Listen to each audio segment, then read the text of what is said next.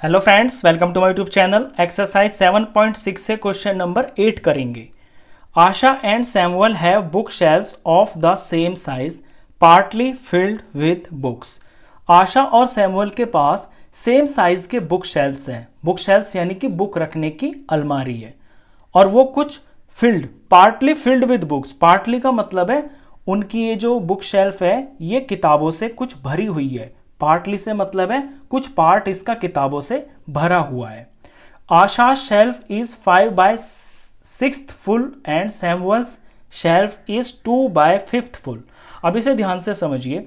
आशा का जो शेल्फ है ना वो 5/6 पार्ट फुल है। इसका मतलब ये है जैसे ये आशा का बुक शेल्फ है और ये भरा हुआ है 5/6। इसका मतलब ये है कि इस बुक शेल्फ के जब 6 इक्वल पार्ट्स किए, 1 2 3 4 5 6, इसके 6 इक्वल पार्ट्स किए तो उसमें से 5 पार्ट्स ये भरी हुई है।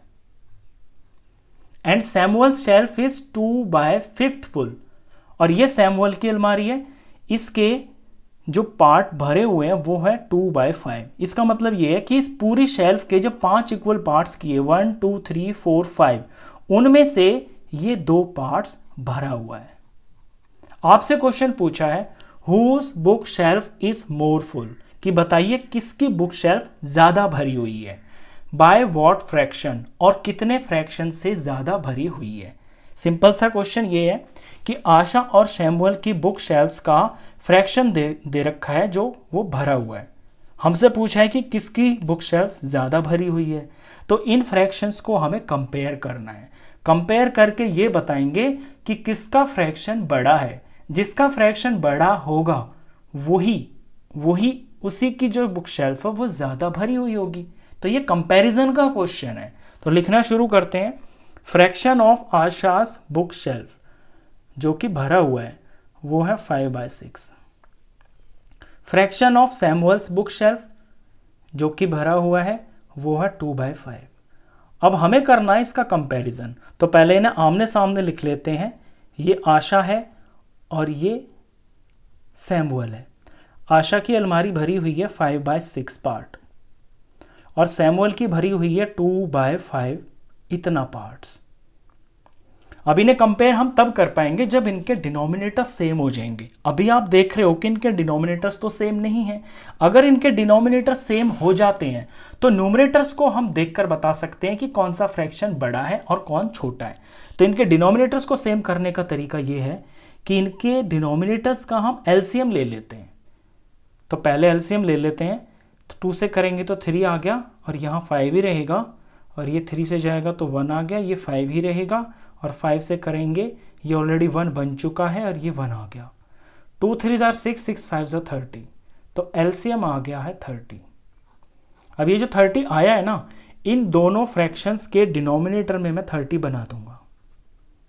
इस बात का ये मतलब है कि इन दोनों फ्रैक्शंस को मैं एक ऐसे इक्विवेलेंट फ्रैक्शन में बना दूंगा जिसका डिनोमिनेटर 30 होगा। अब पहले को देखिए 5/6 है, 6 से मुझे 30 बनाना है, डिनोमिनेटर है ना, तो 6 को 5 से मल्टीप्लाई करना पड़ेगा। 6 5 30, तो ऊपर भी 5 से ही करेंगे। 5 5 25। दूसरे को देखिए सैमुअल को, ये है 2/5, इसका डिनोमिनेटर 5 है। 5 से 30 बनाना है तो इसको 5 6 करना पड़ेगा। 6 से मल्टीप्लाई करेंगे 30 आ जाएगा। तो इक्विवेलेंट रखने के लिए ऊपर भी 6 से ही करेंगे। 2 6 हो गया है 12। अब इनके डिनोमिनेटर्स मैंने सेम कर लिए हैं तो न्यूमरेटर को देख के हम बता देंगे कौन बड़ा है। यहाँ पे मेरे को 25 नंबर 12 नंबर से बड़ा दिखाई दे रहा है। इट मीन्स ये वाला जो फ्रैक्शन है ना, ये इसकी वैल्यू बड़ी है। और ये किसका है? ये आशा का है। इट मीन्स आशा की जो बुक शेल्फ है ना वो ज्यादा भरी हुई है। तो पहला आंसर तो हमारा यही हो गया कि आशा की बुक शेल्फ ज्यादा भरी हुई है। लेकिन हमें यह भी बताना है कि वो कितने पार्ट ज्यादा भरी हुई है, कितने हिस्से। तो उसके लिए हमें इनका डिफरेंस भी निकालना पड़ेगा।